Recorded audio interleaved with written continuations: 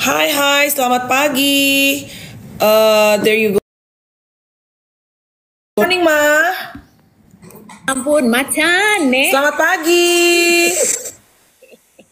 Macan. Ya ampun. Tuh. Bobo. Jadi ya, gara-gara kan kemarin kita udah posting di lapak sebelah tentang hari ini tamunya siapa. Semua yang ngerespon ke gue, nge-DM gitu, ih takut bintang tamunya. Garam, bintang tamunya Panji guys. Bentar. Ini Pada takut. Mana nih? Ini Nal tuh Panji ya? Hah? Ada kan? Ada tuh tadi udah ada yang mention Panji, kayak Panji udah ada deh. Bentar ya. Mama sambil ngomong sama aku. Oh ya, oke. I got Panji. Jadi sebenarnya guys, Panji ini kalau tuh dia orangnya. Selamat pagi Bapak Panji Pragiwaksono. Abang! Mana mukanya? Kakakku ini nyalain kameranya gimana sih? Ya. Oh gini deh. Nah. Awas. Lucy Wiryoto. Abang hati-hati, jangan kelihatan belakangnya lagi gerak mobilnya ntar di ban. Emang iya? Iya, Yes. berat. Ya. Bang, jangan ke muka bang, ke bawahnya ke celana bang, ke celana. Kenapa gini ya? Gimana sih? Gue baru pertama kali live TikTok nih, gue kagak tahu. Abang. Maksudnya live TikTok bertiga. Ya ampun. Hai. Ini lu lagi mau kemana nih? Lagi mau ke markas Comika, mesti kerja. Oh Iya. gitu. Tapi ya Kakak Panji ini berhubung iklim politik sedang panas-panasnya. Lu di mana-mana deh. Buset deh nih ya, depan gua Afid kerjaannya kan nonton semua YouTube tentang politik. Mungkin lu nongol mulu tuh. Jadi Maaf ya. bukan, tapi sebenarnya gini, I have to appreciate. Jadi kemarin itu ya teman-teman, kalau misal kalian pernah ngelihat kontennya Panji, YouTube-nya Panji, jadi kan gue tuh juga orangnya gagap politik ya, Ji. Sebenarnya gitu, because I don't give a shit sebenarnya. Karena pusing nih gitu. Terus udah gitu kan kemarin ya Papa Mel kemarin tuh kan urusan yang heboh minggu lalu, demo apa segala macam, banyak orang-orang yang nggak tahu emang kenapa sih demo, emang kenapa Mulyono tuh siapa, apa segala macam. Terus akhirnya gue nonton lah kontennya Panji yang lu bikin di Bali ya kayaknya, Ji, gitu. Jadi dia tuh bikin rangkuman, dia nge-recap semua yang terjadi tentang masalah keputusan MK, kenapa sampai ada demo, kenapa orang bisa demo segala macam. Nah menurut gue itu adalah sebuah pencerahan yang luar biasa, gampang dicerna sebetulnya gitu. Nah makanya I really appreciate your content gitu, karena lo juga ngasih tahu gitu ya point of view lo gimana segala macam. Nah sebetulnya kemarin tuh pas ngobrol sama Melanie, kita hari ini mau undang siapa ya gitu. Panji tuh kayaknya seru deh. Kenapa? Karena sebetulnya bukan karena kita pengen tahu your stand on politicsnya, tapi dari situ gue ngelihat bahwa Mel, kayaknya kita mesti ngajak orang-orang mesti melek politik gitu. Ya kan? Banyak orang yang kayak gue juga takut nek gitu kalau ngomongin politik, ya kan? Takut. Ya benar. Segala macam lah. Tapi kenapa? Ya gon mama gon. Tapi kalau misalnya kayak gue nih, gue juga pas kemarin isu yang lagi heboh itu, kalau sih kenapa lo nggak menyuarakan sesuatu apa segala macam, nek? Kan takut ya gitu. Tapi sementara gue juga ngeliat Panji dari kita kenal ya Mel, dari siaran bareng Steny, terus udah gitu mulai kedengeran namanya dengan Kami Tidak Takut. Nah dari situ tuh gue mulai ngikutin Panji. Gila, satu hal yang gue pengen bilang sama lo Ji adalah lu berani banget, gila, keren. Karena gue cupu. Oke. Ini bisa keren karena Panji itu kan pro and cons-nya banyak banget ya. Lo lihat tadi viewers dari 1000 turun pelan-pelan ke 400 tuh. Panji sih. Tapi nggak apa-apa kalau buat gue sesuatu yang kalau ada yang bisa di-share menarik, ya menarik aja gitu. Ya hopefully kalau ada manfaat dan faedahnya kan kita jadinya jatuhnya ibadah ya Bang. Yang penting kalau buat gue pertama nih gue pengen ngucapin makasih sama Panji sebagai temen lama kita, apalagi as for me deh ya Bang, you know lah, I love you so much ya. Panji tuh orang yang bener-bener dia appreciate friendship gitu, karena gue ngeliat di podcastnya Om Deddy juga lu appreciate friendship. And then as for me, kapanpun ya nih gue ngundang Panji, most of the times Panji tuh selalu berusaha untuk say yes dulu. Kayak kemarin nih very last minute gue bilang Bang, besok mau nggak jadi tamu gue di TikTok. Secara dia udah sering banget ke podcast gue gitu. Iya. Dan gue itu penonton YouTube-nya dia. Jadi tuh rumahnya yang gede di Amerika itu berkat YouTube dia, asal lo tahu ya. Jadi ya terima kasih Kak, cause I know you're tired, exhausted. Perjalanan Amerika Indonesia tuh it's not easy, I know for sure. Lo pasti capek. By the way, lu ke Jakarta kali ini kegiatannya, ini kita yang relax dulu ya Bang. Jangan dar-dar. Iya Bang. Kan bulak-balik dulu. Ini kali ini untuk yang persiapan acara besar lo, atau untuk muter-muter podcast lagi, atau you have something yang mau dilakuin di Jakarta? Yang ini murni liburan kakak-kakak gue sini sama Mila, sama Dipo, sama Shira. Jadi mereka kan lagi summer break. Terus udah gitu terakhir mereka ke Indonesia ya summer break tahun lalu. Jadi sesuai dengan janji summer break tahun depan kemungkinan mereka nggak ke Indonesia. Jadi ya udah kita pol-polin, kemarin mereka ke Dieng, terus ke Bali betul, terus baru aja balik tadi malam dari Bromo.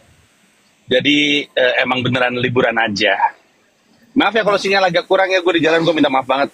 Iya, Oke, langsung ke pertanyaan Lucy tadi ya. Dan ini mewakili banyak pertanyaan teman-teman di Hard Rock FM. Bukan masyarakat kebanyakan deh. Teman-teman yang udah dari zaman radio bareng-bareng sama lu. Kenapa lu sekarang sevokal itu when it comes to politik? Lu menurut gue dan Lucy, gue setuju banget apa yang Lucy bilang. Lu sangat berani gitu. Secara lu juga punya keluarga, anak lu kecil-kecil, dan ya banyak juga hal yang dipertaruhkan dengan kevokalan lu ini kan. Kalau dibilang apakah dari baru sekarang gue vokal, sebenarnya nggak. Orang pertama yang ngeh gue vokal politik, tahu nggak siapa? Sekar adalah manusia pertama yang ngeh gue seneng ngomongin yang serius. Karena waktu GMHR, gue udah ngomongin serius, dan Sekar bilang, lu ngapain sih pagi-pagi ngomongin politik, katanya gitu. Orang tuh harusnya happy pagi-pagi, lu bikin ketawa, lu ngomongin yang serius. Kalau gue kan patronnya Farhan ya. Farhan itu kan pagi-pagi ngomongin apalah, IHSG lah, ekonomi gitu. Tapi Sekar kemudian ngasih gue platform sendiri. Dia ngasih program namanya Provokatif Proaktif. Dia bilang, lu kan punya album tuh Provokatif Katip, katanya gitu. Lu jadiin acara aja, acara radio Provokatif Katip tiap hari Kamis, kata dia gitu. Udah, akhirnya gue punya acara, kurang lebihnya sebenarnya acara sospol itu, Provokatif Proaktif. Gue ngundang tokoh-tokoh politik, itu dari zaman 2000 berapa berarti? 2008 mungkin? 2008, 2009, 2010. Gue bawain acara yang kurang lebihnya ngomongin politik di Hard Rock FM. Jadi dari dulu, dan Sekar nama belakangnya siapa sih? Nama Jawa gitulah, Sekar Niti Negoro atau siapa sih? Sekar, tapi dia yang ngasih gue platform. Nah kalau misalnya dibilang apakah gue berani, kayaknya sih enggak ya. Kalau kita zaman Soeharto ngomong kayak gitu, nah hilang deh tuh kita. Kalau sekarang kan sebenarnya, agak keputus. Sebenarnya sekarang kondisi kan jauh lebih baik ya. Sekarang kan pemerintahnya kan sebenarnya nggak nakutin, presidennya juga nggak nakutin kayak Soeharto. Pendukungnya yang nakutin, pendukungnya yang berisik, dan pendukungnya yang rame. Udah gitu doang aja. Jadi gue sih nggak ngerasa gue berani. Sorry ya, sinyal agak kurang-kurang. I'm very sorry. Oke, that's okay. Tapi sebenarnya gini sih, lu tuh kan sangat vokal dan gila. Panji tuh jam terbangnya gila sih gitu. Dia ngobrol sama Akbar Faisal lah, sama Rahayu Saraswati lah gitu kan. Ada nggak sih satu orang yang sebenarnya pengen banget lo undang nih, tapi dia nggak pernah mau gitu, udah berkali-kali lo ajak gitu. Siapa yang pengen lo tanya banget? Gue tahu nih kalau kayak modelan kayak lo, di kepala tuh pasti, nih gue harus tanya sama nih orang nih gitu.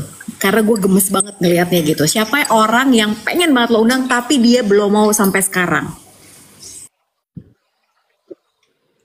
Sebenarnya sih yang paling sih Pak Jokowi sama Pak Prabowo. Tapi kan kalau beliau nggak mau, kan kita ngerti kenapa ya. Yang satu presiden, yang satu mau jadi presiden, jadi agak susah. Sebenarnya nama kedua yang pengen banget gue undang, itu adalah Pak BTP. Pak BTP udah gue reach out via akun-akunnya, tapi belum ada respon. Terus akhirnya gue ketemu Bang Akbar Faisal. Bang Akbar Faisal tuh pernah ngundang Pak BTP ke podcastnya dia. Gue kepikiran, gue lewat Bang Akbar Faisal aja untuk nyari kontaknya. Sayangnya jadwal gue udah keburu penuh, gue balik tanggal 3 kan. Jadi gue pikir nanti aja deh gue hubungin Pak BTP pas gue balik lagi ke sini di bulan Desember. Ada show. Jadi Pak BTP jawabannya. Iya dong, bisa dong. Pasti bisa lah. Nanti menurut gue itu akan pecah banget sih. Oke, ini gue pernah dengar atau gue pernah nonton di podcast lo, kan lo dibilang nggak podcast deh bang, kayaknya lo lagi di Metro TV, pokoknya salah satu TV deh. Lo tuh dianggap ibaratnya memberikan komen keras, kritikan yang cukup tajam dan signifikan lah gitu sama pemerintah. Tapi dianggap kayak pada saat kemarin artis-artis itu pada masuk ke politik, mereka berusaha untuk memberikan sumbangsihnya, sedangkan lo tuh dianggap hanya bisa memberikan komen. Kalau lo berani, lo masuk dong. Nah, lo memberikan jawaban yang menurut unik sih menurut gue. Menurut lo nggak bisa masuk karena sesuatu, dan lo jelasin di situ. Kenapa sekarang mungkin ada yang nggak nonton nih? Kan banyak orang yang bilang nih, lo mau omdo doang, bisanya kritik pemerintah doang. Sedangkan apa sumbangsi lo? Kenapa lo kemarin nggak nyalek sekalian supaya lo bisa go into politik and you make change in this country gitu? Kenapa alasannya lo tidak nyalek dan kenapa menurut lo lebih baik di luar daripada di dalam? Kenapa gue nggak nyalek? Karena kalau gue masuk, gue jadi bagian dari yang gue permasalahkan, yaitu orang-orang yang hanya bermodal terkenal, tapi tidak punya kemampuan yang cukup. Legislator kan bikin undang-undang, harusnya lulusan hukum tuh. Atau legislator tuh ngurusin anggaran. Orang yang perhitungan matematikanya bagus lah. Orang finance, yang kayak gitu-gitu yang cocok. Nah, gue kan nggak punya dua-duanya. Saya kan anak seni rupa, ITB. Apa yang saya tahu tentang bikin hukum dan apa yang saya tahu tentang anggaran. Kalau lu lihat gue tiba-tiba kuliah hukum, atau lu ngeliat gue tiba-tiba ngambil kuliah ekonomi, nah mungkin deh tuh gue lagi bersiap-siap. Tapi gue juga nggak ada rencana untuk saat ini. Kalau misalkan gue maksain, gue mesti belajar sambil bekerja, dan itu tidak ideal gitu. Kita kan pengennya lebih baik lagi secara politik. Nah, alasan kedua kenapa gue nggak mau masuk adalah karena buat gue, dan mungkin juga kalian berdua ngerasain hal yang sama, buat gue, elemen demokrasi yang paling harus kita rapihin, itu posisinya bukan di dalam justru. Posisinya di luar, rakyat. Rakyatnya kan TOLOL ya kakak-kakak. Alasan mereka memilih, alasan mereka nyoblos, itu tidak benar pemahaman mereka soal politik. Jadi gue selalu ngerasa, kalau orang-orang yang di dalam lingkungan politik udah nggak bisa diapa-apain, itu mah permainan orang-orang elit. Yang kita bisa apa-apain, yang kita bisa coba untuk lebih baik lagi adalah rakyat Indonesia. Rakyat Indonesia letaknya di luar semua. Kalau gue masuk ke dalam, gue nggak bisa, atau gue kehilangan kesempatan untuk sosialisasi, untuk ngasih tahu, kayak bikin konten kayak kemarin itu kan ternyata ya, gue juga nggak sadar, ternyata tuh ngebantu banyak banget orang. Nah, kalau gue di dalam, gue kehilangan kesempatan untuk melakukan hal-hal seperti itu karena gue kerja di dalam. Yang gue pengen coba untuk reach out, yang gue pengen coba untuk capai adalah justru rakyat Indonesia. Ngapain ke dalam kalau yang mau gue rapihin di luar gitu. Ibarat Alfamart, kakak-kakak, maaf ya nyebut brand, ibarat supermarket, minimarket, kan ada tukang parkir, ada kasir. Saya tukang parkir, emang passionnya tukang parkir, letaknya di luar. Kang parkir diajak masuk ke dalam, ngeblank kakak-kakak, nggak tahu mau ngapain. Jadi itulah jawabannya. Tapi kan gue sangkal ya, bentar mam, gue sangkal ya, nih gue mewakili aja, gue debat ya, emang kakinya nggak boleh. Tapi kan kalau misalnya tadi analoginya adalah misalnya di minimarket deh gitu, minimarketnya berantakan banget, barang-barangnya yang harusnya misalnya semprotan nyamuk ditaruhnya di tempat pembalut, pokoknya acak adut deh, minuman panas taruhnya di tempat cooler gitu. Nah, tapi kan sebenarnya banyak orang yang berpikiran bahwa pada saat lu hanya bermain di luar sebagai tukang parkir, lu nggak bisa ngerapiin nih, lu cuma bisa teriak-teriak, woi itu pindahin, taruh ke cooler apa segala macam. Ya lu tahu dong, when it comes to relationship, hubungan manusia dengan manusia, kan tidak semudah itu gitu. Akan lebih gampang kalau misalnya you take the action rather than you just saying all the words. Lu masuk, tukang parkir ini masuk, dan lu rapiin sendiri di dalamnya. Emang menurut lo kalau di dalam nggak bisa bikin perubahan gitu? Sesulit itu? Menurut gua sekarang mencoba untuk membandingkan mana yang lebih layak untuk kita bantu dan kita ubah. Menurut gua lebih layak perjuangannya di luar. Lebih layak untuk kita melakukan. Sekarang gini deh, lu tanya sama semua teman-teman lu. Kemarin waktu 2024 ikut nyoblos legislator nggak? Terus tanya namanya siapa yang dia coblos, siapa tuh DPD yang dia coblos, nggak ada yang tahu. Abis itu udah mah dia nggak tahu siapa yang dicoblos, terus dia ngomel kalau misalkan DPR-nya korup. Lah itu kan duduk di situ kan ada yang milih. Lalu milihnya berdasarkan muka, lu misalnya milihnya berdasarkan hal-hal yang nggak logis gitu. Jadi menurut gue lebih layak perjuangannya di luar. Pada saat yang bersamaan untuk menjawab pertanyaan lo Bang Mel, memang kalau misalkan tukang parkir yang masuk ke dalam bisa. Rapih tuh semua rak tuh, kayak orang OCD lagi nyusun barang tuh, rapi banget. Tapi kan gue ketika nyusun disuruh megang kasir, tiap tutup buku berantakan pembukuannya. Karena gue nggak ngerti gitu. Nah, kalau misalkan lu bilang, lu kan dulu kan cuma bisa ngoceh-ngoceh doang gitu. Nah, makanya sebagai tukang parkir, berteman sama kasir. Sebagaimana gue berteman dengan Rahayu Saraswati Joya Hadikusumo, kita nih ya, kita bertiga, kita tuh ada di umur teman-teman kita tuh ada yang politisi loh. Sekarang, untuk punya Rahayu Saraswati sebagai seorang teman, itu tuh aset yang luar biasa. Dia ponakannya Bapak Prabowo, dan dia legislator terpilih. Dia gue yang milih, gue nyoblos dia kemarin. Jadi, emang sebagai tukang parkir, kita-kita nih yang kerja hus. Itu ketika lagi kosong ngobrol lah sama kasir, nanya sama dia apa yang gue bisa bantu, apa yang menurut lu jadi permasalahan, apa yang menurut lu gue mesti omongin keluar, mumpung gue lagi jadi tukang parkir. Semua orang tuh punya perannya masing-masing. Gue nggak tahu ya, gue sih ngomong ini karena gue percaya diri aja.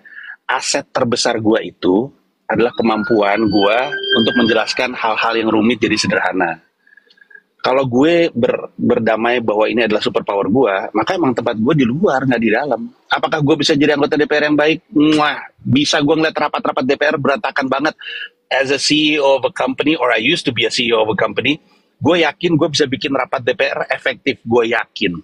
Tapi pertanyaannya adalah, lebih besar mana dampak yang gue bisa ciptakan di dalam atau di luar? Menurut gue, di luar. Kalau kita punya lebih banyak orang yang mau sosialisasi, mau edukasi, menurut gue jauh lebih baik. Karena kan gue punya prinsip, we are what we know. Kita adalah apa yang kita tahu. Yang kita tahu akan membantu pengambilan keputusan lebih baik. Secara kolektif, pengambilan keputusan yang lebih baik itu akan berdampak kepada kita semua. Jadi gue mah tugasnya atau pengennya cuman cerita sama orang apa yang gue tahu aja. Yang gue tahu gue ceritain sama orang, moga-moga jadi wawasan baru dan wawasan itu membantu pengambilan keputusan politiknya. Silakan kakak-kakak. Bener.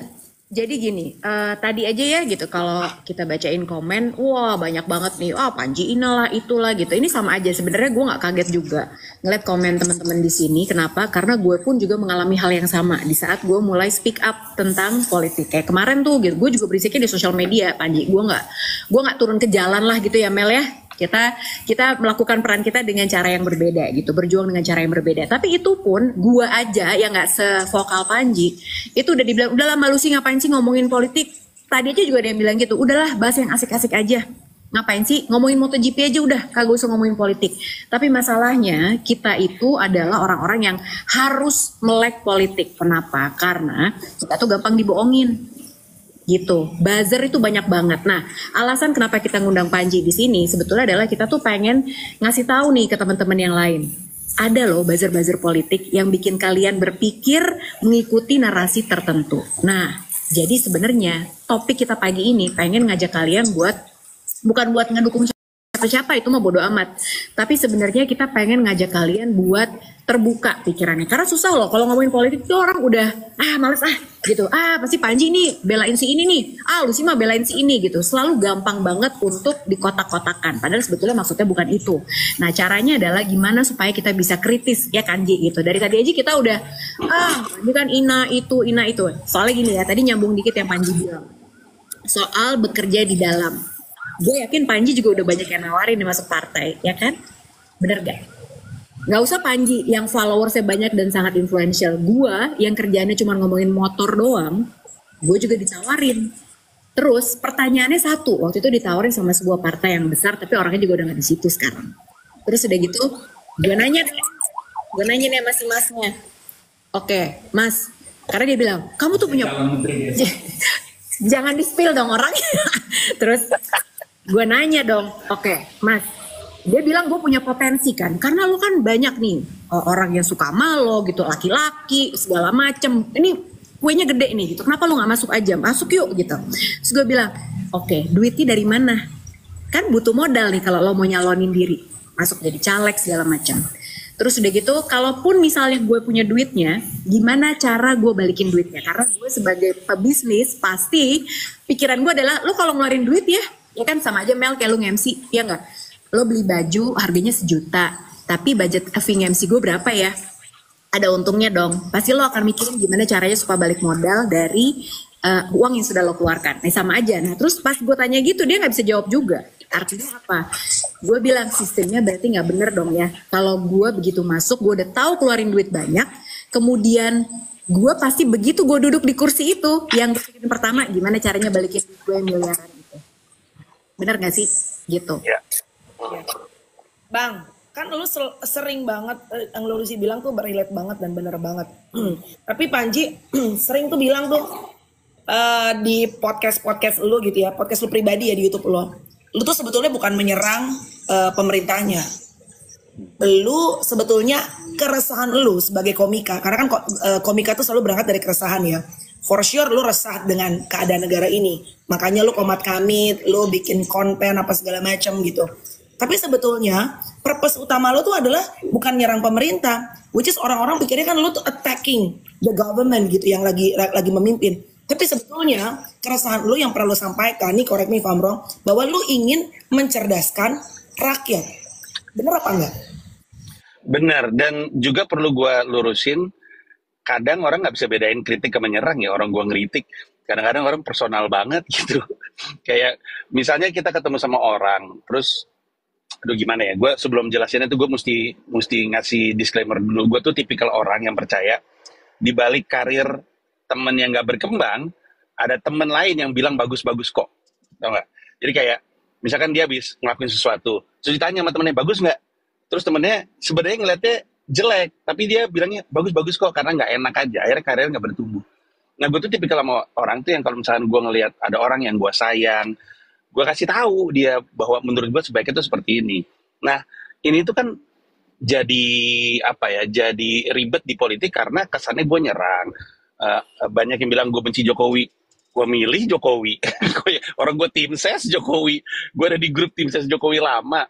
Terus ketika orang dengar lu milih Jokowi, terus lu ngekritik, oh lu nyesel ya? Bukan nyesel. Emang ini tugasnya, tugas kita ngejagain yang kita pilih. Nah cuman kan baik Lucy ataupun abang gue Melanie, Ricardo, itu pasti tahu bahwa orang-orang yang ngomong kayak gitu justru orang-orang yang nggak bisa kita dorong menjauh, nggak bisa kita tolol-tololin. Ini justru orang yang kita mesti pelan-pelan edukasi. Karena pemahaman mereka terhadap tugas kita dalam berpolitik itu kayaknya masih kurs gitu. Kayak kemarin gue di video yang kemarin itu soal peringatan darurat, gue jelasin bahwa udah nggak ada 01, 02, 03, lu ngomong apa sih? Orang udah selesai, kita mah rakyat Indonesia. Pertanyaannya, lu resah atau enggak sama kondisi kemarin? Kalau lu resah, lu bersuara. Nggak bersuara juga nggak apa-apa, ngomel-ngomel. Nggak resah juga nggak apa-apa. Tapi kita tuh udah balik jadi rakyat Indonesia. Dan benar, yang memang gue resahkan tuh emang ya rakyat gitu. Setiap kali kita live atau setiap kali kita ngobrol di mana lah gitu, kita selalu ngelihat ada komentar-komentar yang pas kita baca kita bilang, oke, gue masih butuh waktu nih untuk sama-sama bikin pemahamannya serupa gitu, kurang lebihnya. Benar bang? Jawabannya benar. Benar. Karena gini, sebetulnya memang sulit ya Ji, gue ngerti banget sih gitu. Sulit untuk kita bisa menyuarakan karena di saat kita bukan berubah dulu ya sama lah. Gue juga waktu kemarin tuh ada juga yang bilang bukannya Lucy dulu kotak-kotak apa segala macam. Iya, orang datang diundang kita dulu sama tim sesnya. Kalau gue nggak tahu ada Panji apa enggak, pokoknya gue diundang untuk kan dulu pas awal kepilih ada 13 ekonomi kreatif diundang tuh ya kan, ngobrol pengen apa ini ketemu gitu. Tapi di saat sekarang kita melihat udah mulai kok ini arahnya kok beda ya masa kita nggak boleh kritik ya kan. Sebenarnya itu penting banget. Dan sebetulnya yang pengen kita bilang juga sebenarnya kritik itu bukan berarti membenci ya kan Ji. Itu yang mesti diajarin basicnya aja deh gitu. Ini kita nggak usah ngomongin sosoknya siapa gitu ya, tapi orang kita itu selalu apa yang lo lakukan karena kebiasaan kita itu adalah setiap melihat ada orang yang berbeda, arahnya beda dan berusaha untuk menyuarakan, itu pasti langsung dimusuhin. Nah, gimana caranya supaya lo tuh nggak capek, lo tuh nggak takut dan lo tetap punya energi untuk bisa mengedukasi masyarakat bahwa lo harus melek dong gitu. Karena kalau gue aja gemes nih ngeliat politisi lu belain sampai segitunya, orang dia hari ini bisa ngomong A bisa besok bisa B, kok dia benci sama si A besoknya bisa gandengan sama si A ya kan gitu. Nah energi lo tuh dari mana Ji untuk bisa lo dengerin komen nih banyak banget hate comments lo, gue yakin banget. How to stay sane sebenarnya? Bang, gue potong sebelum lo jawab. Ya. Karena lu bisa kelihatan waras, lu tahu rujakan netizen plus 62 dong. Salah satu negara yang rujakan netizennya bisa membawa hal yang luar biasa in a good way or in a bad way. Yap. Lu bisa kelihatan selalu waras di depan kamera, tapi di belakang kamera kan belum tentu. Oke, lanjut Bang, gimana caranya?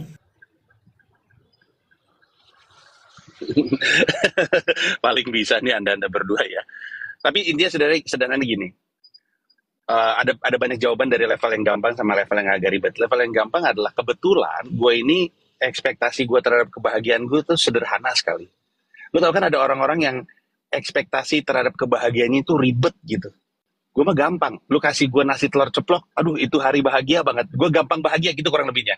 Jadi memang kadang-kadang gue gampang marah, anda tahu itu, saya juga marah, tapi pada saat yang bersamaan gue juga gampang happy gitu. Jadi mungkin itu kali ya yang ngebalance gitu. Gue ketemu gado-gado enak aja happy banget, itu satu. Terus yang kedua, energi gue, dan ini nggak bisa dibandingkan, energi gue datang dari emang gue mah dari dulu kalau nggak ngomong resah. Gue kalau diem malah gimana ya, aku ingin bicara gitu. Jadi emang dorongan dari dalam, dan gue bisa pahami ini mungkin tidak semua orang bisa mengerti dan tidak semua orang miliki. Yang ketiga, karena emang kan gue ke psikolog, makanya gue juga selalu, dan gue mengadvokasi kesehatan mental, kesehatan jiwa, karena kalau kata Kemenkes nih, 1 dari 10 orang di Indonesia itu sebenarnya ODGJ, 10 loh, bukan ODMK, bukan orang dengan masalah kejiwaan, orang dengan gangguan jiwa, dan itu kata Kementerian Kesehatan. Jadi sebenarnya orang-orang yang bilang, oh gue nggak perlu, perlu sebenarnya. Jadi karena gue merapihin kabel-kabel kejiwaan gue, kan lu tahu kabel kusut kadang-kadang mesti pelan-pelan banget dibuka gitu. Karena gue melakukan itu, gue jadi lebih baik dalam menilai diri gue sendiri, dan sisanya gue senang tidur aja. Gue senang tidur, gampang energi gue balik ketika tidur. Dan oh ya, satu lagi, selalu perjuangkan me time, apapun itu, selalu perjuangkan me time. It might seem weird to people, but if it makes you happy, it brings back your energy. Tapi lu kalau lagi dengerin komen-komen gitu ya, ya lu baca deh di YouTube lo pasti banyak. Di sini aja banyak gitu kan. Lu reply-in emosi atau lu diemin aja Nji sebenarnya? Gue udah ketemu dengan komen seperti itu sejak pertama kali di Twitter tahun 2008 mungkin apa 2007 gue lupa. Iya. Sehingga mata gue tuh udah terlatih untuk nyaring mana yang cuma pengen nyampah dan mana yang emang penasaran. Karena orang kadang-kadang penasaran, bahasanya kasar memang, tapi karena terbiasa ya, lama-lama matanya terlatih untuk oh ini mah orang penasaran. Orang penasaran biasanya gue jawab-jawabin. Orang yang sekedar nyampah gue diemin. Bukan karena gue nggak suka, karena gue ngerti kenapa dia nyampah. Gue juga suka nyampah. Gue juga kalau nonton bola, ini zaman masih aktif nonton MU ya. Gue kalau nonton bola, apaan sih ini Jesse Lingard tolol gitu. Gue suka ngomong-ngomong sendiri di sosmed juga gue suka ngomong sendiri. Tapi itu juga cuman ngoceh aja. Jadi gue tipikal orang yang mungkin cermat dalam memilah-milah, dan gue juga bersyukur gue punya energi untuk balas-balasin. Karena itu bagian dari usaha gue untuk edukasi aja. Oke. Tadi ada yang komen ya, kita bacain dulu yang komen karena yang komen ini cepet banget dan banyak banget. Thank you so much. Tadi ada yang bilang, Kak yang spam di di blog aja, nggak usah, nggak apa-apa.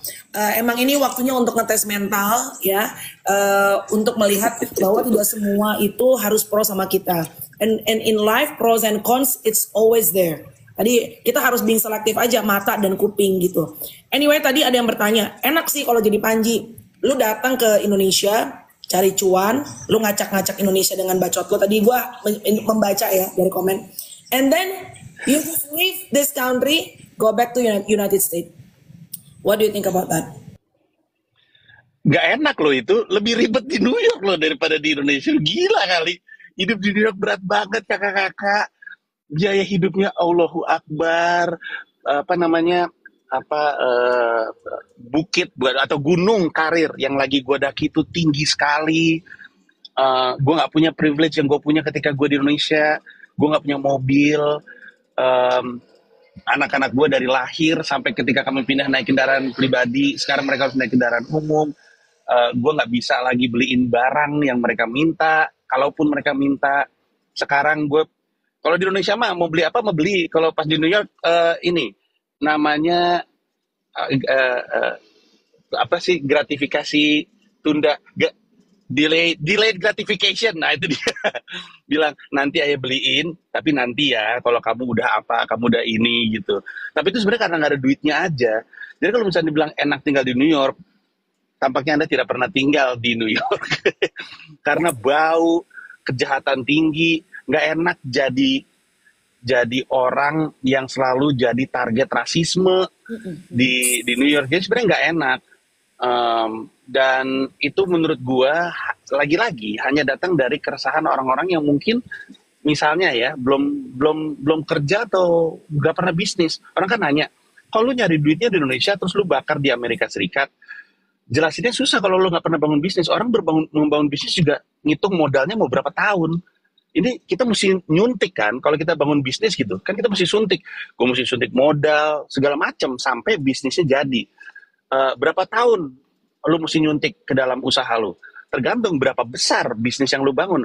Amazon aja setelah belasan tahun baru profitable. Setiap tahun dia, si Jeff Bezos kerjanya ngemail ke apa namanya shareholdernya, bilang sabar ya, ini gue lagi butuh usaha dan segala macam. Belasan tahun sama kan, gue nyangkul di Indonesia punya duit untuk gue suntik di usaha gue di New York gitu. Tapi kan jelasin ini juga susah kalau misalnya orang-orangnya nggak punya pemahaman ke arah situ. Itu berarti sekali lagi kita mesti ingat, oh memang ada banyak yang kita mesti bantu untuk edukasi gitu. Bener sih, karena orang-orang yang bilang ya itu ya Mel, enak lu tinggalnya di sana gitu, karena kita yang ngomong lagi tinggal di sini gitu. Padahal kemarin baru aja gue bahas sama Melanie juga gitu. Gue kan juga pengen kepikiran gitu ya, kayaknya gue pengen pindah deh dari Jakarta gitu, karena menurut gue ya udah pengen cari sesuatu yang baru aja gitu, karena udah begini-begini aja nih di Jakarta. Quality of life-nya sih menurut gue gitu. Padahal sebetulnya kalau kemarin kita diskusi gitu ya sama Melanie, kenapa lu pengen pindah gitu? Sebenarnya lebih repot, Bo. Enakan tinggal di Jakarta, bener deh. Semua ada, gampang, support system ada, jelas. Jadi sebenarnya yang kita tidak paham dari apa yang dilakukan Panji, Mila sama anak-anaknya itu sebetulnya memang berat sih. Pasti berat gitu, karena lu bener-bener mulai semuanya sendiri. Nah, tapi ini ada hal yang menarik Cindy. Kalau orang Indonesia itu sebetulnya kalau kita balik lagi ke politik, kita itu sangat setia pada sosok. Jadi kita tuh gampang banget kena efek apa, sindrom fandom. Lo ngerti kan? Ya. Jadi mengkultuskan individu. Padahal makanya akhirnya kalau individunya ngaco, akhirnya kita jadi begitu ada orang yang mengkritik, kita jadi marah sama orangnya. Karena itu kayak idola kita. Padahal sebetulnya kalau menurut gue pribadi, politisi itu jangan lu jadiin kayak sosok BTS misalnya. Kagak nyet, nggak bisa begitu gitu ya kan. BTS aja juga ada salahnya, apalagi politisi. Nah gimana caranya lu bisa memberikan pencerahan nih ke orang-orang bahwa kita setianya jangan sama sosoknya. Jangan ngelihat orang itu jadi lo kultuskan. Gimana ya, karena itu kan kental banget sama orang Indonesia sebenarnya. Dan itu susah banget buat diedukasi. Iya betul, susah banget untuk diedukasi dan memang butuh waktu dan harus terus diomongin. Tapi pada saat yang bersamaan, ini menurut gue ya, I don't mean to be malice with this statement. Cuman memang rakyat Indonesia belum sampai pada level bisa ngefans sama konsep. Kita masih ngefans sama sosok gitu. Gue waktu itu diskusi sama seseorang tentang Tonight Show di Amerika dan Tonight Show-nya Vindes. Tonight Show di Amerika Serikat, mau itu Johnny Carson, mau itu Jimmy Fallon, mau itu Jay Leno, tetap SNL deh, SNL dari dulu sampai sekarang. Cast-nya ganti-ganti, tetap oke gitu. Tapi Tonight Show di Indonesia, kalau Vindes cabut, wah berat banget. Extravaganza kan dulu diniatkan untuk jadi SNL ya. Tapi ketika ganti angkatan, terus nggak ngangkat kenapa? Bukan salah cast-nya, tapi karena orang Indonesia itu emang masih ngefans sama orang, ketimbang ngefans sama figur. Kita datang dari IP juga, Drive and Jive, Good Morning Hard Rock Show, itu kan juga IP sebenarnya. Hard Rock FM sebenarnya menarik sekali cara pengembangan IP-nya, karena mereka nemu cara untuk tetap punya talent-talent oke. Ini regardless kondisi radio kesayangan kita sekarang ya. Tapi kita bertiga juga ngalamin, kita habis gantiin siapa, dulu kita sebelumnya ada siapa, berat banget gantiin itu karena emang masih pada ngefans sama orang ketimbang ngefans sama konsep, dan butuh waktu. Menurut gue sih, sampai waktu itu tiba, kita mah ngomong terus saja apa yang kita yakini benar soal ngefans dengan politisi yang harusnya kita hindari gitu. By the way, kakak-kakak, gue bentar lagi mau mute bentar, gue udah mau nyampe nih. Jadi saya mesti bayar taksi sebentar ya. Bentar ya, maaf ya. Ngobrol antara Anda ya. Gue ngobrol dulu ya. Maaf. Ini nanti Panji abis di mute, nanti abis bayar taksi. Kenapa lo masih bayar? Lo bilang dong, lo Panji Pragiwaksono. Barter sama story. Mama mati mikrofonnya. Nah, ini banyak yang tanya. Nanti ini kita tanya sama Panji ya. Anyway, makasih ya teman-teman. Again, ada komen yang jahat-jahat, ada komen yang baik-baik. It's okay, that's part of life, ya kan? Dan itulah negara kita. We need to learn to start to appreciate a different each other. You and me, we could be different, but still we can still appreciate each other. Lo sama gue mungkin beda. Lucy misalnya ya, paling gampang deh, dan yang paling sering tersorot dan sangat seksi topiknya. Lucy adalah seorang Muslim, saya seorang Kristen. Kami berbeda, mungkin value-value yang kami anggap dalam hidup juga yang kami terapkan mungkin berbeda. But still, we can still appreciate and love each other. I think that's the beauty of Indonesia. Karena nggak harus sama, bisa berbeda-beda. Including juga masalah politik nih, perspektif politik. Tadi aku mewakili pertanyaan, ada yang tanya, apa yang bikin elu, Panji, ntar gue akan ulang lagi, merasa bahwa elu itu berhak atau kayak ngerasa punya tanggung jawab untuk mengedukasi masyarakat. Kenapa lu, siapa lu gitu menurut dia. Panji kayaknya nge-freeze deh. Nanti kalau dia out dia bisa balik lagi deh. Nggak apa-apa. Tapi sebenarnya menarik sih Mel. Maksudnya gue aja di saat gue baru nyentil dikit aja kita ngomongin tentang politik, langsung udah deh Mbak ngapain sih gitu. Padahal menurut gue kalau lo punya platform ya sama aja lah gitu. Apapun juga lo komentarin. Jadi kenapa kalau kita ngomongin politik harus alergi? Kenapa harus takut? Ya nggak sih? Gitu. Yeah. Padahal sebetulnya lo pasti punya opini, gue juga pasti punya opini, Panji punya opini, teman-teman yang lagi komen juga pasti punya opini. Nah, tapi sebetulnya membedakan antara opini sama menyerang sama sebenarnya nggak ada substansi sama sekali gitu ya, nggak ada isinya sama sekali. Nah, itu kita mesti bedain juga. Nah, tapi menarik ya, kenapa Panji merasa harus mengedukasi? Ya kan? Siapa lu kalau kata Bang, udah aman? Aman. Oke. Ini Pak nanya, siapa lu? Apa yang bikin lo berhak untuk memberikan edukasi kepada masyarakat? Ibaratnya, kenapa harus lu? Kapabilitas lu tuh apa? Soal mengedukasi masyarakat. Ini adalah salah satu pertanyaan yang banyak ditanyakan dari tadi. Go ahead, Bang. Wah, ini agak panjang juga jelasinnya. Pertama-tama, kalau pertanyaannya adalah siapa lu sosokan ngekritik, jawabannya adalah ya karena gue rakyat Indonesia yang bayar pajak. Lu juga loh.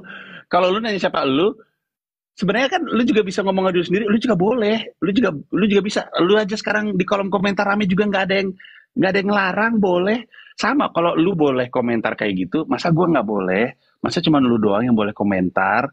Masa kebebasan berpendapat hanya untuk yang sependapat? Kan enggak. Kebebasan berpendapat kan termasuk kepada yang nggak sependapat sama lu. Kalau kebebasan berpendapat cuman boleh untuk yang sependapat, itu namanya Soeharto.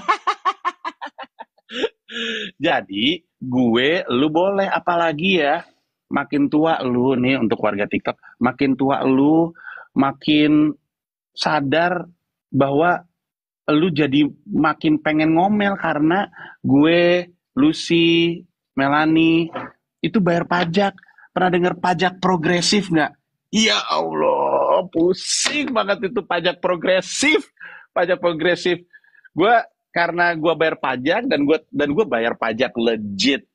I don't play around. I don't find another loophole. I pay my taxes. Gue bayar pajak sepajak-pajaknya bayar tuh. Sehingga gue enak. Ya ampun, gede banget. Kalau lu tahu lu ngasih ke negara duit sebegitu banyak, mau nggak mau, lu juga pasti, lu apain sih duit gua gitu. Itu udah pasti. Jadi itu satu ya. Kalau ditanya siapa gua, kok gua pede-pede banget untuk ngomongin politik, gua adalah orang yang berteman dengan begitu banyak politisi. Begitu banyak. Gue yakin Melanie sama Lucy kalau mengizinkan dirinya untuk berhadapan dengan banyak politisi, lama-lama akan berteman juga. Sekarang lu nanya, siapa lu ngomongin politik? Gue orang yang disuruh Akbar Faisal ngomong politik. Gue orang yang disuruh Saraswati Joy Hadikusuma. Gue disuruh Renal Kasali. Gue disuruh Uki dari PSI. Gue disuruh politisi. Gue disuruh Ridwan Kamil. Gue disuruh Anies. Gue yakin ketika gue ketemu sama Pak BTP, dia juga akan mengizinkan hal yang sama. Tadi ada yang nanya BTP siapa itu? Pak Ahok sekarang nyebut nama diri sendiri Pak BTP. Basuki Cahayapurnama. Beliau menyebutnya BTP. Nggak tahu rebranding kali atau apa. Tapi gue ngomong politik karena setiap kali gue ketemu sama politisi bilang gue butuh orang yang kayak lu. Novel Baswedan ngomong hal yang sama, semua ngomong hal yang sama.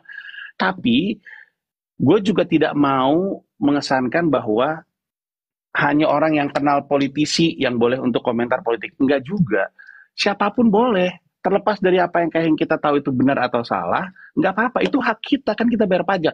Lu nonton konser apapun, itu kan ada pajak di situ. Kalau nggak ada pajaknya, harga tiket yang lu bayarin nggak segitu. Apapun, lu makanan, ada pajaknya di situ. Itu bayar pajak, lu ngasih duit ke pemerintah, itu boleh. Nah, cuman ingat aja, gue punya temen namanya Adriano Kalbi. Orang yang ragu adalah orang yang berpikir. A doubtful person is a thinking person. Yang berarti selalu sisakan ruang keraguan. Bisa aja gue salah. Gue hampir setiap kali, dan mungkin kalian berdua atau mungkin Melanie sering dengar podcast gue, hampir setiap kali gue ngomong, gue selalu bilangin, tapi gue belum tentu benar ya. Cek lagi sumber-sumber yang gue tuh sering banget ngomong kayak gitu, karena gue ragu juga. Cuman sebagai orang yang punya keresahan, memang kita boleh untuk berpendapat, boleh siapapun. Ada yang mau ngomong budak Anies, budak politik, ada yang mau ngomong tai, boleh. Itu adalah resiko mungkin dari kebebasan berpendapat yang lagi kita jaga. Sekali lagi, kebebasan berpendapat berlaku termasuk kepada yang tidak sependapat. Gitu. Itu benar sih. Jadi siapapun boleh berpendapat. Nah itu yang kita mesti berani. Itu tuh kayaknya memang masalah ini ya. Kenapa kita boleh berpendapat tentu. Gitu. Kalau buat gue bukan cuma pajak ya, Nji. Apalagi kita semua bertiga bayar pajak. Semua orang juga bayar pajak. Justru itu kenapa kita mesti mempertanyakan duit pajak lo dipakai buat apa. Masa lo gak gemes sih ngelihat misalnya ada undang-undang ya udah 16 tahun gak diapa-apain gitu, kerjanya ngapain aja, padahal lo gaji mulu tuh orang-orang itu dari pajak lo. Nah tapi di satu sisi juga menurut gue yang paling penting adalah kalau misalnya ada sesuatu yang salah dengan negara ini, dengan yang menjalankan negara ini yang kita titipin amanah nih, kan kita punya anak-anak nih, punya generasi-generasi muda. Masa iya sih lo pengen diem aja melihat sesuatu yang tidak baik terjadi kapanpun itu ya, mau zaman dulu, mau zaman sekarang, mau zaman nanti, masa lo diem aja?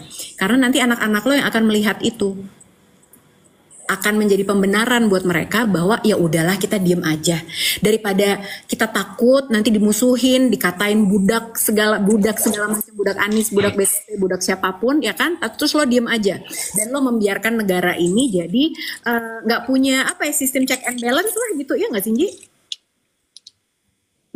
Iya.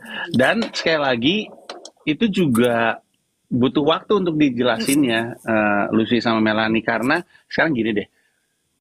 Siapapun yang bilang dia nggak peduli politik, prediksi gua pasti belum tahu minat. Prediksi gua, yang berarti dia masih kecil. Karena kalau dia udah dewasa, minat apapun yang lagi dia dalamin pasti nyenggol politik. Nggak mungkin nggak nyenggol politik. Karena di dunia politik, keputusan-keputusan diambil yang berdampak langsung ke kehidupan kita. Kemarin di Twitter tuh ada yang ngomongin soal, kalau lu nggak ngerti kenapa bikin konten di dalam rumah dengan lampu beda dengan bikin konten dengan cahaya matahari, itu adalah karena pemerintah itu hanya mengizinkan jenis bohlam yang dijual ina-inu. Konten kreator ngerti kenapa politik itu penting. Olahragawan ngerti kenapa konten kreator. Orang yang peduli olahraga. Di sini ya, gue yakin kalau ada orang yang cinta sepak bola, nggak mungkin nggak peduli politik. Karena paling berasa, sepak bola tuh berasa banget singgungan sama politiknya. Sekali lagi gue kasih tahu bahwa siapapun yang bilang gue nggak peduli politik, persetan lah politik, kemungkinan besar ani-ani koci, karena dia nggak tahu gue nih minatnya apa. Kalau dia punya minat, gue yakin sedikit banyak singgungan. Gue punya temen kerjanya diving mulu, nggak peduli negara. Dia angkatan gue waktu itu kan, gue kan angkatan 97, 98 kan reformasi kan, nggak ada aksi-aksinya sama sekali, nggak pernah ngikut aksi, nggak peduli politik. Semakin dia ngedalamin divingnya, semakin dia peduli sama dunia yang dicintai, semakin dia rasa ini kenapa terumbu karang kayak begini semua sih? Di mana sih peduli dengan pemerintah? Sekarang jadi advokat terhadap kesehatan biota laut. Coba bayangin. Kerjaan cuma mabok di pantai doang biasanya. Jadi, siapapun yang bilang dia nggak peduli politik, perasaan gue mengatakan mungkin masih kecil.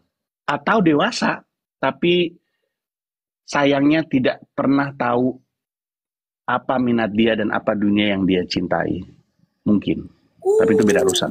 Tapi gue seneng loh dengan adanya podcast sekarang dunia digital. I mean gini, kalau di TV kan kita bertiga pernah di TV. Kita tahu bahwa TV banyak boundary sih, memang harus dihargai. Nggak bisa mungkin sebebas di dunia digital.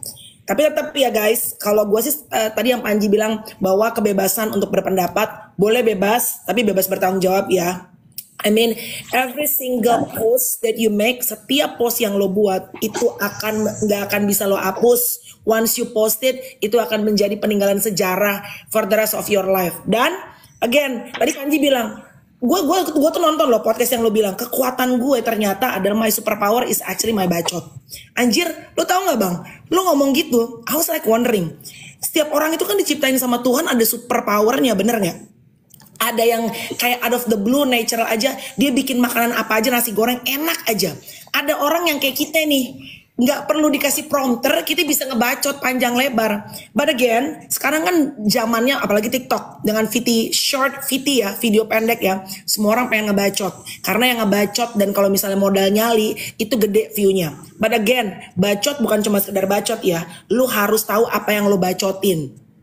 Iya dong, karena bisa menjadi bumerang juga buat lu. Lu takut nggak bacot lo yang menjadi superpower lo itu one day bisa menjadi bumerang for you and for your family? Nah, ini yang gue yakini. Kalian nonton ini nggak? Nonton film World War Z nggak? Nonton. Brad Pitt. Ya. Ya. Di film World War Z ada sebuah prinsip yang muncul. Prinsipnya kurang lebih gini. Di balik kekuatan seseorang, disitulah letak kelemahannya juga. Jadi kalau lu ngelihat ada orang kuat dari sisi sesuatu, di sisi itu punlah kelemahannya dia. Lu mesti nonton World Z untuk memahami itu. Tapi gue juga mengamini itu. Di balik kemampuan gue untuk bicara, disitulah letak kelemahan gue. Dan masalah orang yang banyak ngomong adalah banyak salah ngomong. Jadi gue sadar itu juga. Cuman ada cara untuk menyikapi itu.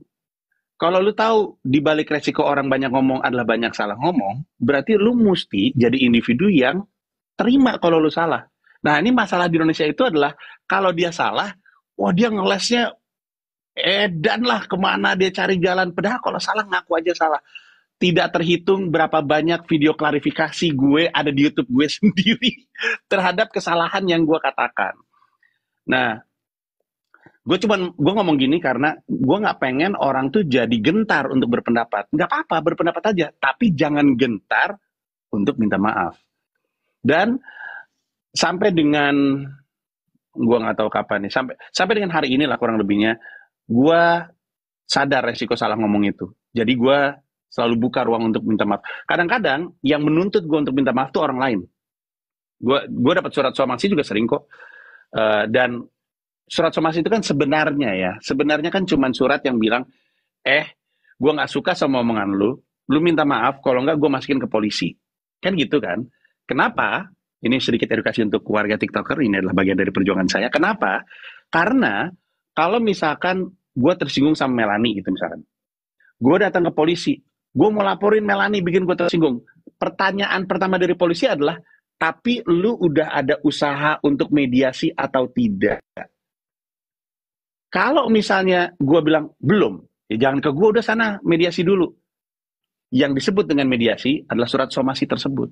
Surat somasi itu nggak nakutin sama sekali. Ini untuk kita buka pemikiran kita. Dikasih surat somasi itu jangan takut. Surat somasi cuma bilang, gue gak suka sama omongan lo, minta maaf gak lo? Kalau lo gak mau minta maaf, gue nanti lapor ke polisi. Yang berarti dia belum ke polisi. Nah sekarang, sebagai orang dewasa, apa susahnya sih ketemu sama orangnya?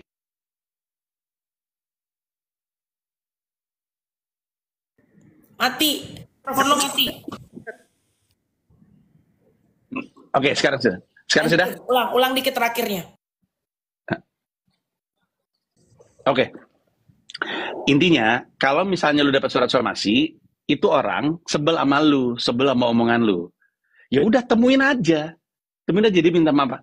Dia mau ngapa? Kita minta maaf. Debat aja. Enggak, gue nggak salah. Debat aja. Kalau pada akhirnya ternyata lu sadar, gue ngerti sih letak salah gue di mana. Ya udah minta maaf aja. Kalau enggak, ya udah lanjutin aja. Karena menurut gue, ya. Sorry, gua cut. Ini ada yang juga yang menyangkal nih sedikit tadi soal somasi ya. Ini kan karena berhubungan dengan bacot ya gitu. Tapi kan ada beberapa hal yang nggak bisa diselesaikan dengan minta maaf, lo tahu kan? Nggak tahu gue apa bisa. Semua somasi gue berakhir dengan minta maaf. Let's say kalau udah kena pasalnya, and then orang yang minta maaf kan sering kali, misalnya nggak usah dunia politik deh, dunia keartisan deh, fans deh, haters gitu. Oke, saya maafin, tapi proses hukum akan terus berjalan. Kan sering banget kita dengar begitu. Oh ya, ya. Nah, kalau kayak gitu, menurut gua proses. Ini kalau misalkan, nih ada 2 skenario ya. Pertama, lu yakin sama apa yang lu omongin. Di Indonesia agak ribet soalnya. Gua bayar untuk sebuah servis, gua kritik itu servis dianggap UITE gua kan. Nah, kalau lu percaya apa yang lu lakuin benar, ya jalanin aja prosesnya. Karena kadang-kadang orang-orang arogan kayak gitu mau mesti ditampol juga. Karena menurut gue ya, maaf ya, I could be wrong, tapi menurut gue kalau lu benar, lu tahu hak lu sebagai konsumen atau lu tahu hak lu sebagai warga negara, kalau dia mau kasusin aja, nggak usah takut. Luhut Binsar Panjaitan aja kalah di sidang sama Haris Azhar dan Fathia. Kalah lo di sidang. Kenapa? Karena di mata hukum, benar ya benar, salah ya salah. Ini dengan asumsi hakimnya proper ya. Karena kemarin ada hakim 3 yang dicabut akhirnya kan gara-gara kalau misalkan TikToker nggak tahu, ada Ronald Tanur namanya, dia menganiaya pacarnya sampai meninggal, tapi di sidang dibebasin, tapi kemudian dianggap 3 hakimnya itu nggak beres lah, akhirnya hakimnya dipecat. Tapi di luar itu, kalau lu bener, jalanin prosesnya. Toh, kalau lu takut sama lawyer, di Indonesia kita tidak kehabisan lawyer yang bersedia kerja pro bono demi penegakan hukum. Pro bono berarti tidak dibayar. Banyak yang mau ngebelain lu. Bahkan sebenarnya mereka nyari nama juga dari hal-hal seperti itu. Jadi sama-sama membantu. Nah, yang jadi masalah adalah kalau emang lu salah. Nah, ini juga edukasi untuk kita semua. Makanya kalau ngomong, tadi yang Melanie bilang, bebas sih, tapi bertanggung jawab aja.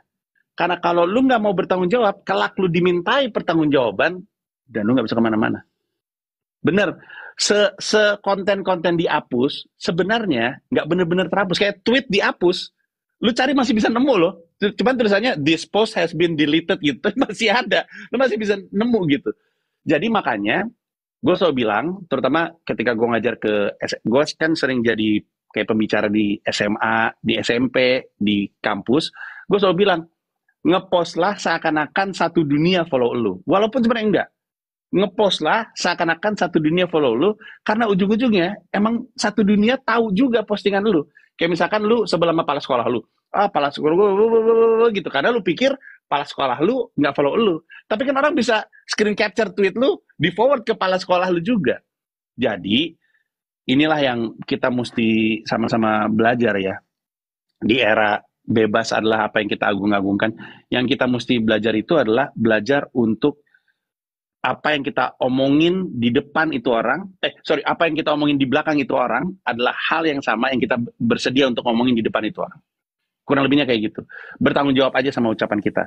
Karena nanti benar kayak yang tadi dibahas, nanti kena kasus lu. Ketika kena kasus, ternyata lu sadar, emang gue salah deh gitu. Dan sebagai orang yang sering ngekritik Pak Jokowi, dan kemungkinan besar Pak Prabowo, gue juga nggak bisa bela orang-orang yang suka nyampahin Jokowi. Lu tau nggak, Pak Jokowi suka diomongin yang aneh-aneh lah. Pak Jokowi itu adalah sebenarnya warga negara Cina. Wah gila nih, aneh-aneh banget ini. Yang kayak gini-gini mah emang nggak bener ini. Emang harus kena konsekuensi hukum, mau gimana lagi gitu. Nah, jadi ya itulah letak kedewasaan kita dalam berpendapat gitu. Lu bebas berpendapat, tapi lu harus tanggung jawab juga, karena kalau enggak ntar lu kena sendiri. Ada satu peristiwa mungkin kita bisa belajar dari sini gitu. Menjadi seseorang yang punya lawan politik, atau lo punya temen yang pandangan politiknya berbeda, itu bukan berarti kita harus musuhan. Ada salah satu contoh nih teman-teman gitu. Kalau dulu kalian tahu namanya Presiden Barack Obama sama McCain, dulu mereka pernah debat. Nah akhirnya politik identitas itu digunakan juga karena Barack Obama adalah orang African American, jadi gampang dong dibilanginnya, dia bukan orang Amerika nih, dia tuh orang Islam, dia ina itu gitu kan. Terus udah gitu dia bukan orang Amerika aslinya. Gue inget banget waktu itu dihembuskan isu semacam itu dan di panggung debat Mel, which aku salut banget sama McCain. McCain itu lawannya Barack Obama. Jadi ada pertanyaan, waktu itu kalau nggak salah bentuknya kayak town hall gitu. Terus udah gitu, ada ibu-ibu nanya, bukannya Barack Obama itu bukan orang Amerika, dia Muslim kan, apa segala macam. McCain, lawannya Obama waktu itu, bilang, Bu, maaf, aku harus ngelurusin. Dia adalah orang Amerika. Dan dia adalah begini. Dilurusin tuh. Jadi yang kamu tuduhkan semua itu nggak bener. Dia ngebelain lawannya. Nah, di situ sebetulnya kita bisa belajar bahwa sebetulnya meskipun lo berseberangan, lo harus tetap objektif juga. Lo harus hati lo harus adem supaya lo bisa mencerna apa yang diomongin orang itu. Tapi pertanyaan penting nih Ji, sebenarnya buat lo adalah kita itu gampang banget dihembuskan isu-isu kayak gitu, ya kan? Apalagi sekarang buzzer banyak banget nih, ya kan?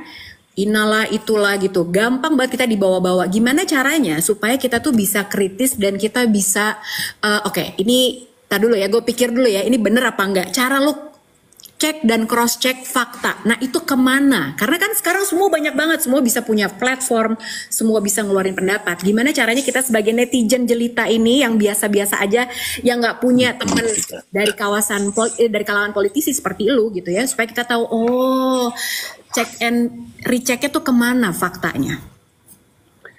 Oke, jawaban yang benar itu tidak mudah ya, by the way, yang mau gue sampaikan. Karena kan kadang-kadang kita pengennya ngambil solusi yang gampang, tapi salah.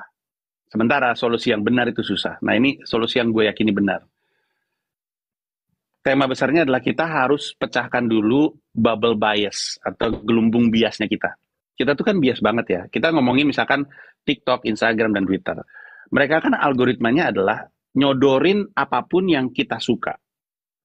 Lebih tepatnya, gue ganti. Nyodorin apapun yang kita kasih respon. Spesifiknya Twitter aja dulu ya. Algoritma Twitter itu nyodorin apa yang kita sering respon. Biasanya yang kita sering respon tuh antara yang kita suka atau yang kita benci. Ya, misalkan dalam politik nih, ada Raditya Dika sama Ernest Prakasa gitu ya. Dua-duanya ceritanya nyapres gitu. Lu sukanya Raditya Dika, lu benci Ernest Prakasa. Hal-hal jelek dari Ernest Prakasa, lu kasih respon tuh. Sehingga ke depannya, Twitter akan nyodorin tuh hal-hal jelek tentang Ernest Prakasa. Hal-hal baik tentang Raditya Dika, itu lu respon. Sehingga ke depannya Twitter akan dorong terus hal-hal baik. Yang hilang adalah hal-hal buruk yang Raditya Dika lakukan, lu gak pernah ngasih respon. Dan hal-hal baik dari Ernest Prakasa, yang gak lu kasih respon. Akhirnya, sebagai individu, yang kita lihat bagusnya doang dari sisi sini, jeleknya doang dari sisi sini. Nah ini bahaya. Kita mesti pecahin dulu gelembung biasnya. Gimana caranya? Dengan tidak ngasih respon terhadap apapun. Walaupun ini menarik buat lo, diamin aja. Nggak usah lo posting. Walaupun ini lo benci, diamin aja. Nggak usah lo posting. Nanti algoritmanya akan clear. Algoritmanya akan memberikan lo semuanya. Atau, ini lebih susah lagi, yang baik dari yang lo suka lo respon, yang buruk dari yang lo suka lo respon. Yang buruk dari yang lo benci lo respon, tapi yang bagus dari yang lu benci juga lu respon. Algoritmanya akan ngasih lihat semuanya kepada lu. Dengan itu, lu bisa ngelihat dengan lebih jelas, gue tahu apa yang terjadi. Tapi susah sekali, karena kita adalah makhluk yang emosional. Kita kepancing sama hal-hal yang membuat emosi kita gerak gitu. Hal-hal yang kita cinta, dan hal yang kita benci. Jadi, sebagai individu yang pengen dibukain semuanya, kita mesti jadi individu yang slow. Nah itu susah. Apalagi remaja susah sekali untuk slow. Ji, 2 terakhir ya. Nih kita lebihin sedikit aja, 2 terakhir. Lu punya podcast main catur ya? Skakmat ya. Ya, Skakmat ya. Udah pernah ngundang Gibran sama Kaisang belum? Tadi ada yang nanya soalnya. Iya, dua-duanya gue undang. Oke. Oh ya, sorry. No, go on, itu dulu. Dua-duanya gue undang, tapi nggak datang. Kaisang waktu itu gue undang, gue nanya sama Giring waktu itu gue tawarin ke Skakmat, tapi Giringnya nggak mau. Belakangan gue dikasih tahu sama orang PSI, Giring memang dilarang untuk ketemu sama media karena suka lucu, for lack of a better word.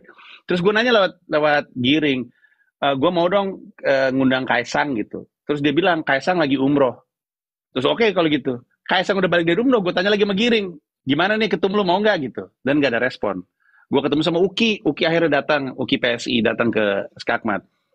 Kalau orang nonton Skakmat episode Uki, di terakhir gue tuh nanya sama dia, bisa nggak sih Kaisang ke tempat gue? Susah bro gitu. Gue bilang, lah dia punya podcast, tapi masa dia nggak mau datang ke podcast orang? Nah itulah, itu yang ngomong Uki sendiri sebenarnya. Jadi buat gue, iya, buat gue agak berat kayaknya peluang untuk Kaisang. Karena kelihatannya emang kalau belum siap, politisi nggak akan duduk berseberangan sama gue sih kelihatannya. Nah untuk Gibran, gue lebih ngerti lagi kalau Gibran nggak datang. Karena Gibran adalah wakil presiden terpilih. Jadi sekarang kondisinya udah lebih ribet lagi. Pokoknya kalau lu udah jadi presiden dan udah jadi wakil presiden, agak susah untuk lu bisa ketemu, kecuali lu emang Banci tampil. Contohnya, Sandiaga Uno. Sandiaga Uno menjabat jadi wakil gubernur waktu itu, tapi dia masih tetap bersedia karena dia Banci tampil. Nah, gue sahabatan sama Bang Sandi, jadi jangan marah-marah orang-orang. Jadi dua-duanya gue ajak, tapi dua-duanya tidak bisa. Belum sih mungkin. Jadi, apalagi sekarang Kaisang lagi ribet ya. Ya intinya pokoknya lu pernah menawarkan ya dan sudah mencoba untuk ibaratnya approach dan mengundang ke tempat lu juga ya. Ya. Oke. Satu lagi. Lu kan termasuk yang kenceng nih bersuara pada saat teman kita menyala bangku Marcel. Gak jadi Ji. Ini kan akhirnya mundur noh. Gara-gara bacot ente juga. Tapi gini, nih gue udah bilang. Enggak gara-gara Panji itu mah tarik-tarikannya nggak apa-apa pasti. Parah lu bang, gara-gara lu nyekat rezeki orang lu bang. Harusnya anak-anaknya jadi ini loh, udah dapat rezeki lu parah lu bang. Mana suara aja. Nggak anyway, kan lu selalu bilang bahwa lu itu bukan nyerang Marcelnya. Lo tapi mempertanyakan partai yang mengusung Marcel. Kenapa harus Marcel? Gitu kan? Benar gak? Gue ngulang pendapat lu nih di podcast lu. Nah sekarang lu udah denger nih Marcel akhirnya mundur. Ya pendapatnya aja silakan sebagai temen sama komika yang akhirnya lu ibaratnya memutus rezeki komika lain.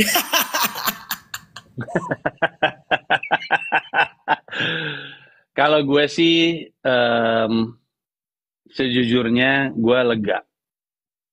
Gue lega karena gue tahu, gue yakin hanya sedikit orang di Indonesia yang kenal watak dan tabiatnya Marcel. Dan sedikit orang itu kebanyakan adalah anak-anak stand up.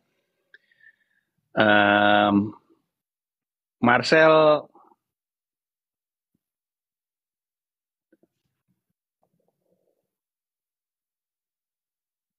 gue ganti bahasa gue. Marcel itu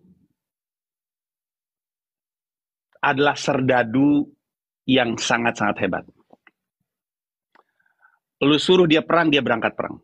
Gua lihat langsung betapa hebatnya dia.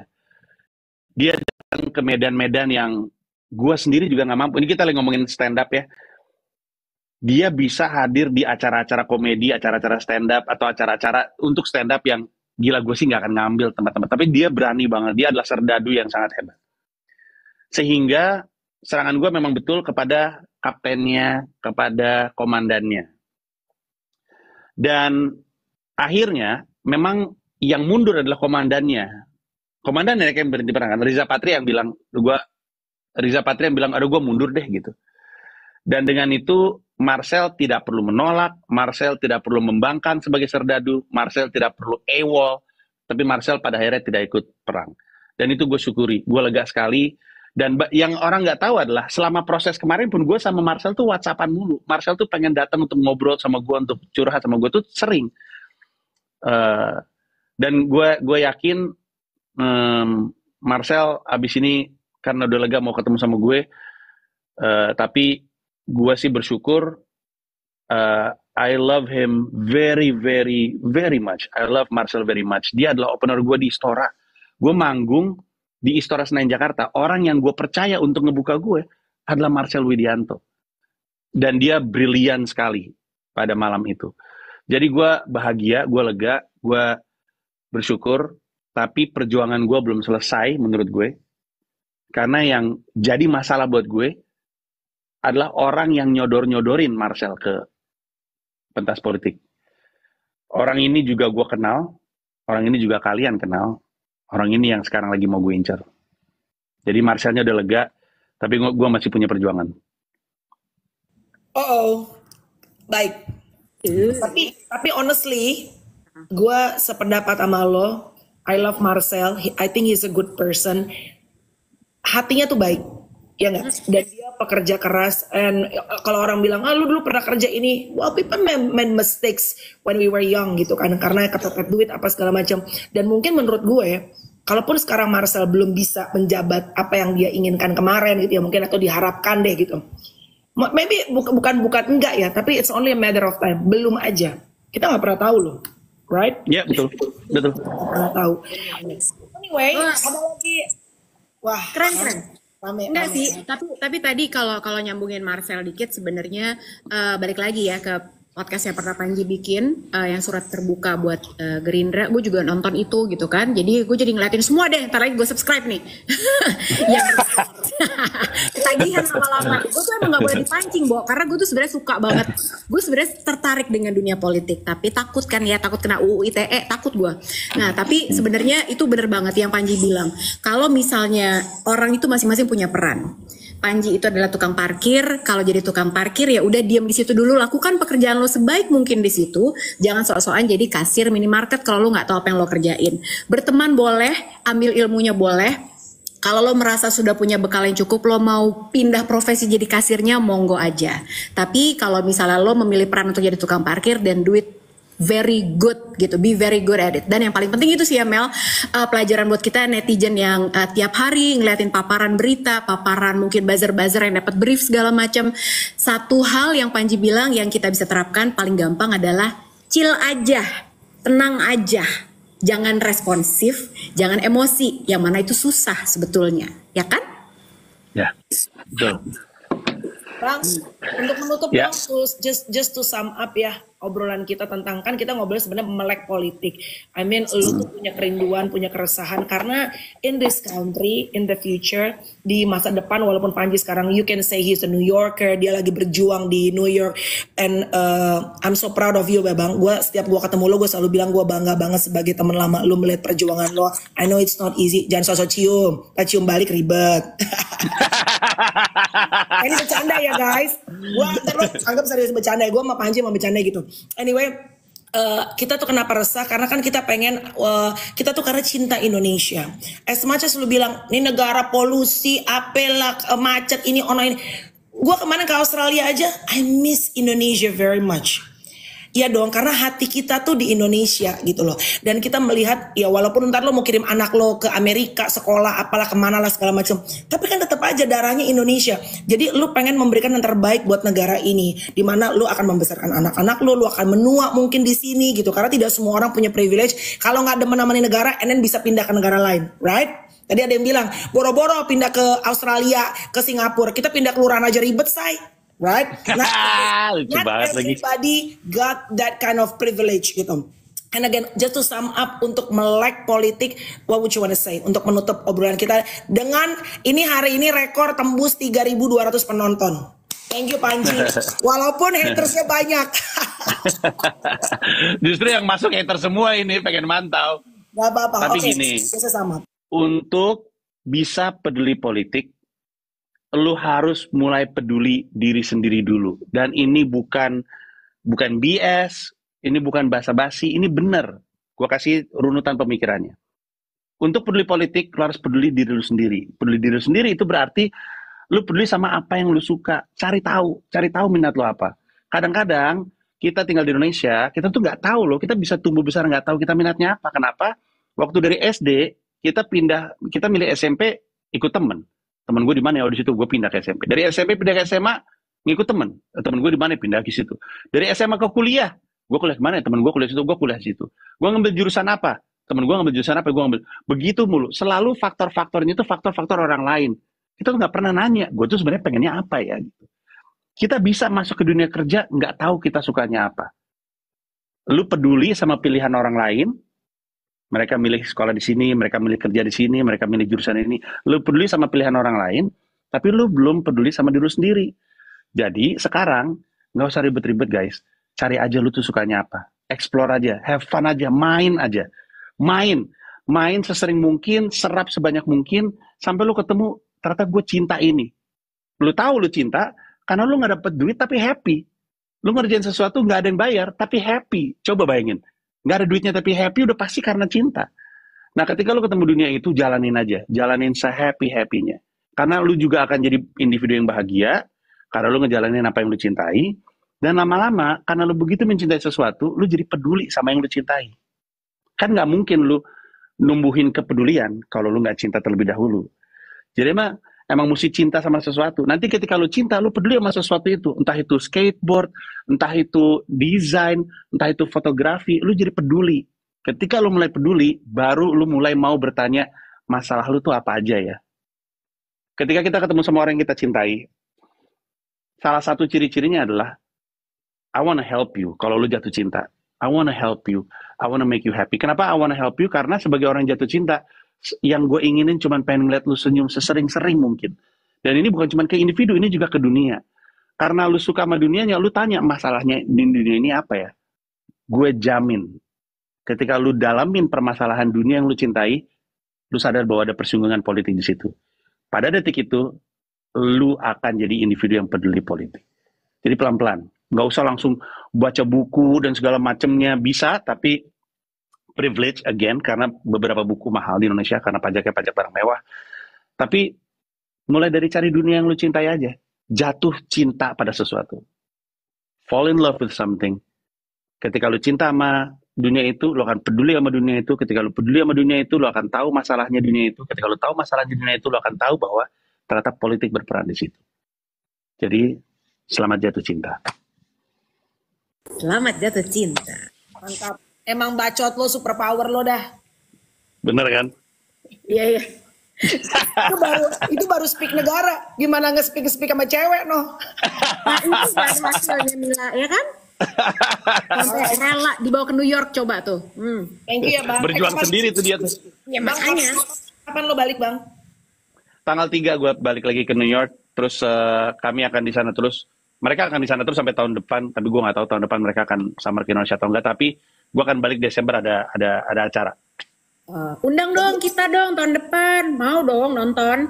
Beneran ya? Bener ya? Beneran, sumpah. Oke, deal. Mau banget, banget. Sip. Thank you ya bang. Terima kasih banyak kamu digangguin. Ya. Thank you so much. Terima kasih Panji, sehat-sehat. Makasih semua teman-teman yang udah nonton. Besok kita libur ya guys. Hari ini udah capek, udah tegang hari ini. Besok kita libur guys. See you semuanya. Bye everybody. Bye.